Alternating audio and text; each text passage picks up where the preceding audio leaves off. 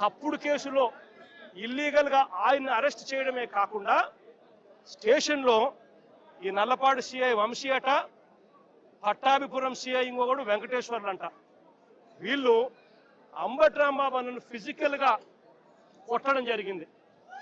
ఫిజికల్గా ఒక మంత్రిని కొట్టడం, అబ్యూస్ చేయడం. నిజంగా ఏం ప్రజాస్వామ్యంలో ఉన్నామా లేదా అని ఆలోచన చేయమని అడుగుతా ఉన్నా నేను. ఎల్లకాలం ఈ ప్రభుత్వం ఉండదు. దాదాపుగా 200 మంది సిఐలు, ఎస్ఐలు, డిఎస్పీలు ఇటువంటి వాళ్ళు విఆర్లో ఉన్నారు. మీ ప్రభుత్వంలో మీరు వీళ్ళందరినీ కూడా పక్కన పెట్టిన పరిస్థితిలో వాళ్ళంతా ఉన్నారు. కేవలం మీకు సంబంధించిన వాళ్ళను కొంతమందిని మాత్రమే సిఐలుగా వేసుకున్నారు, కొంతమందిని మాత్రమే మీకు సంబంధించిన వాళ్ళని డిఎస్పీలను వేసుకున్నారు, డిఐజీలను మీ వాళ్ళని వేసుకున్నారు. ఎస్పీలు గత్యంతరం లేక మీకు ఊడిగం కాస్తా ఉన్నారు. బీహార్లో ఏం జరుగుతా ఉందో నాకు తెలియదు, కానీ ఇక్కడ జంగల్ రాజ్యం, జంగల్ రాజును మీరు సృష్టించి నడిపిస్తా ఉన్నారు.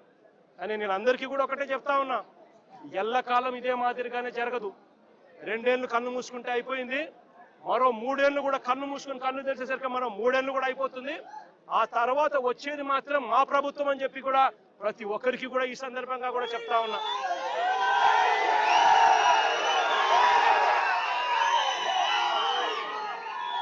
చంద్రబాబు నాయుడు గారికి చెప్తా ఉన్నాను, ఆయన కొడుకు చెప్తా ఉన్నాను, ఆయనకు కొమ్ము కాస్తా ఉన్నా ఆయన పార్టీ ఇతర పార్టీ నాయకులకు చెప్తా ఉన్నాను, ఆయనకు కొమ్ము కాస్తా ఉన్నా ఇలాంటి పోలీసు అధికారులకు కూడా చెప్తా ఉన్నాను. ఎల్లకాలం ఇలా అన్యాయం చేస్తా ఉంటే మాత్రం ఎప్పుడు కూడా దేవుడు చూస్తూ ఊరుకోవడాన్ని మాత్రం గుర్తుపెట్టుకోండి. ఖచ్చితంగా మీకు మొట్టికాయలు పడతాయి.